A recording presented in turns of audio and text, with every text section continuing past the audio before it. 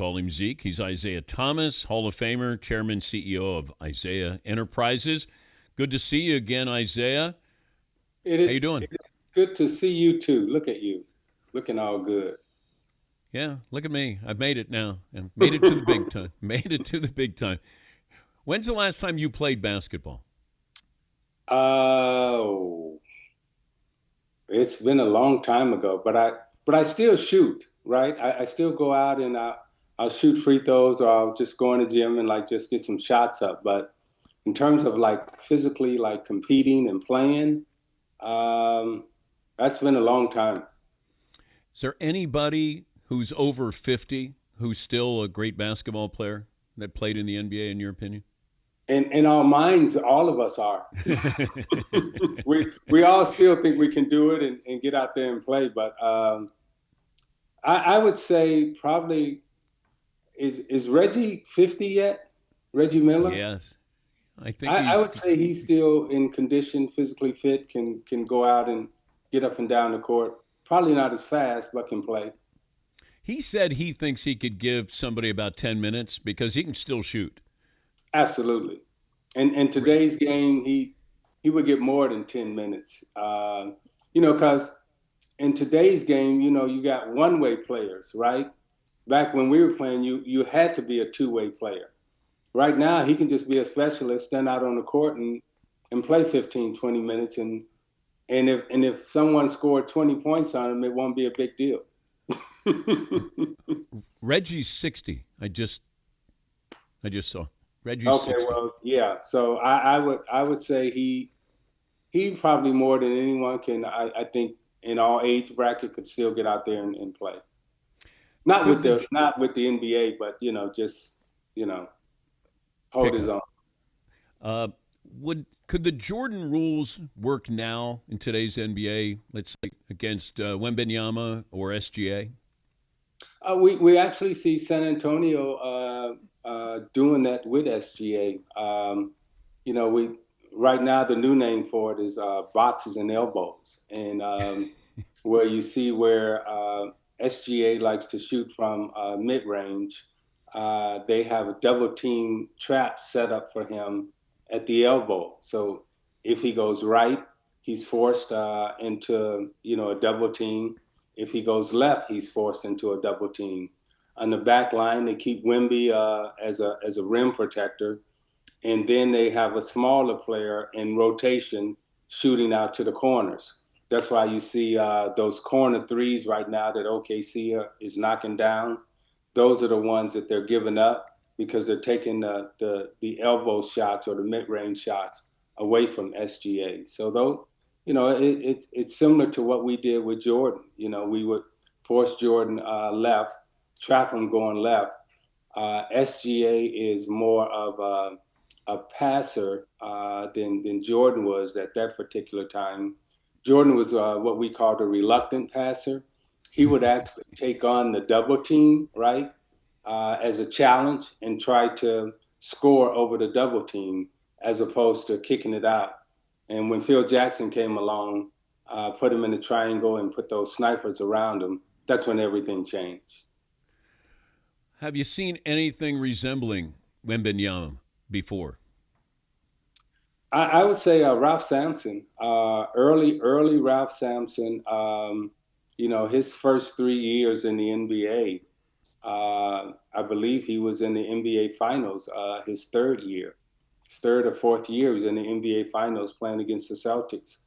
Um, Upset the Laker dynasty. Remember, they swept the Lakers, and that's when they changed the playoff format because they didn't want the Lakers going out early. So right, they changed the playoff format.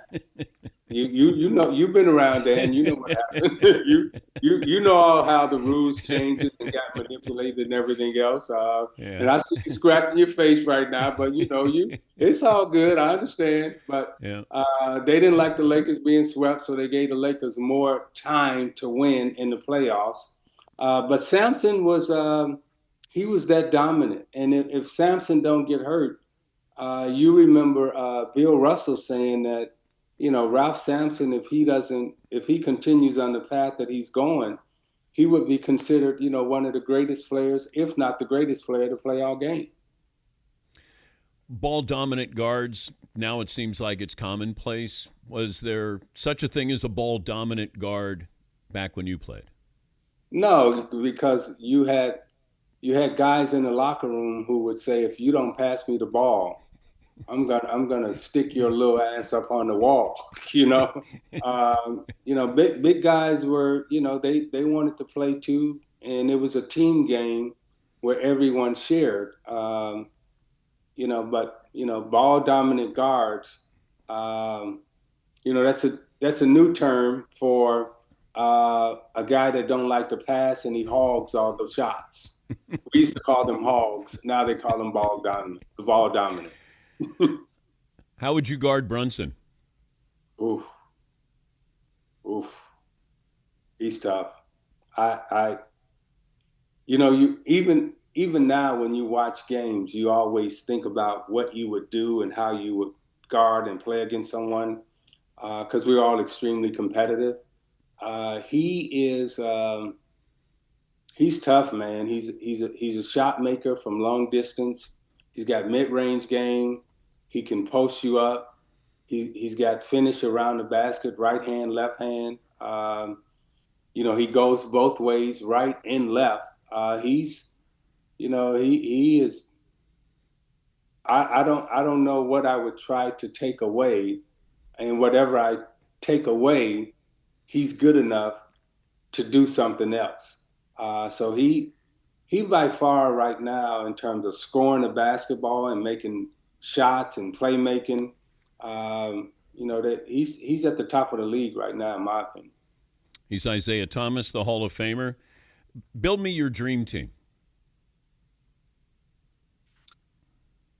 Kareem, Bird, Duncan,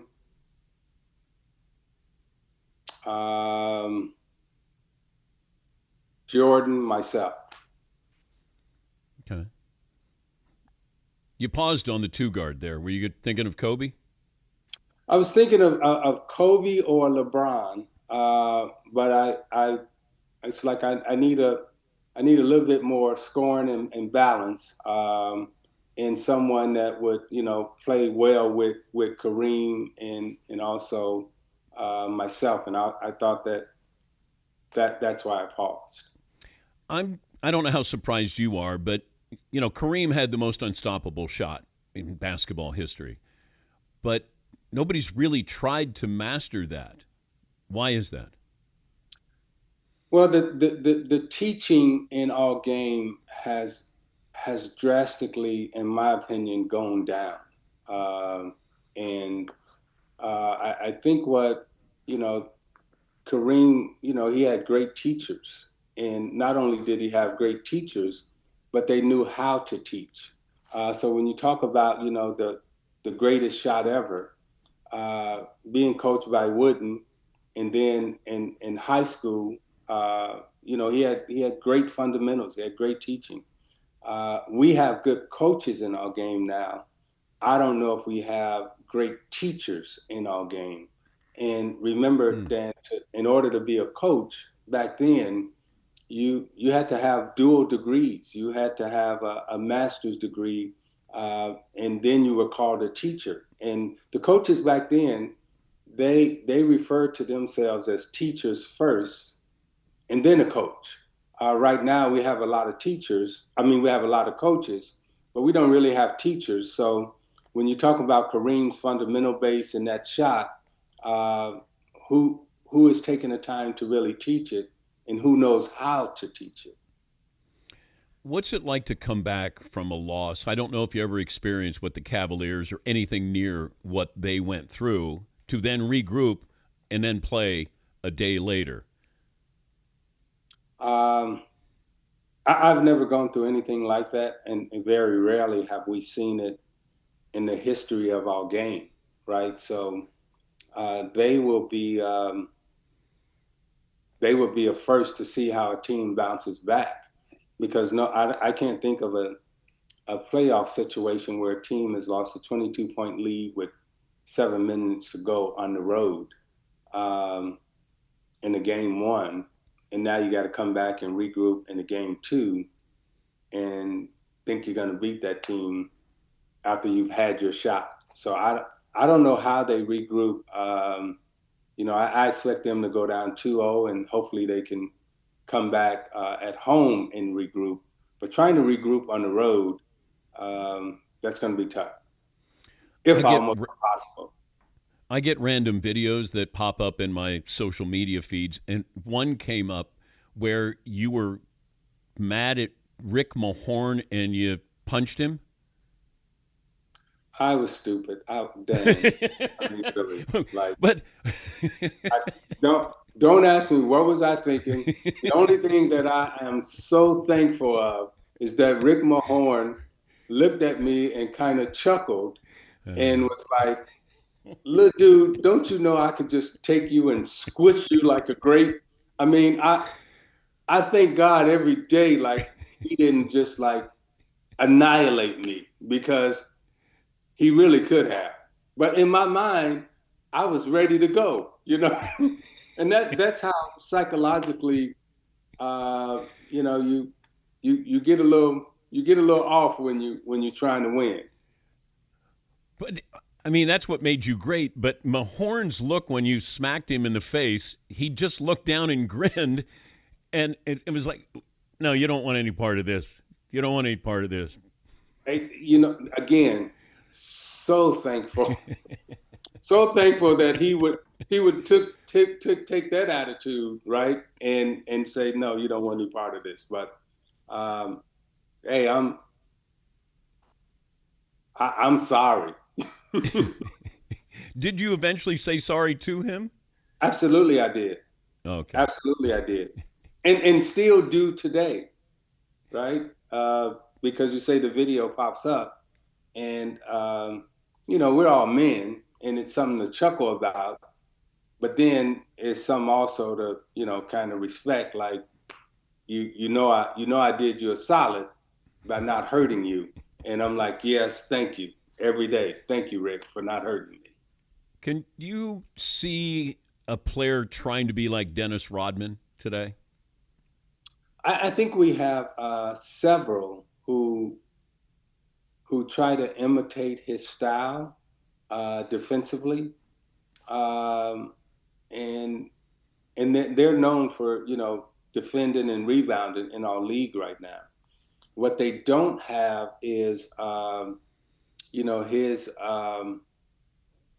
his kind of moxie and belief. I mean, when Dennis came in athletically, I mean, you saw, Dan, he was a freak athletically. I mean, running, jumping, rebounding. And what I really admired about him and got to understand was how smart and brilliant he was about the game, and keyword accepting what he could do and what he couldn't do. And I see players now trying to maximize and do things that they can't do. But if they focused on rebounding and defending, as he did his whole career, I think he went into the Hall of Fame and never averaged double digits in scoring, But, rebounding and defending is what he did and what he was known for. There are a lot of players who have that capability, but I don't know if they have that perseverance and discipline to come to the arena every night and say, this is what I'm going to do. If not Steph Curry, then who is the best shooter in the NBA?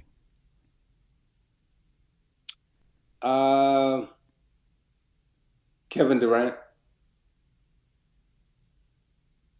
I would say Kevin Durant is right there with Curry in terms of being the best shooter.